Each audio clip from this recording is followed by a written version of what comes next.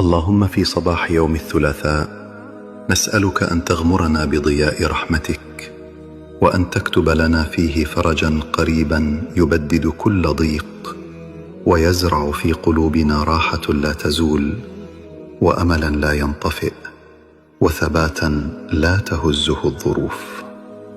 يا رب، اجعل صباحنا هذا محملا بالخيرات، مليئا بالبشارات، ميسرا بالأقدار الطيبة التي تثلج الصدر وتطمئن الروح، وتشعرنا بأنك تدبر لنا من حيث لا نحتسب.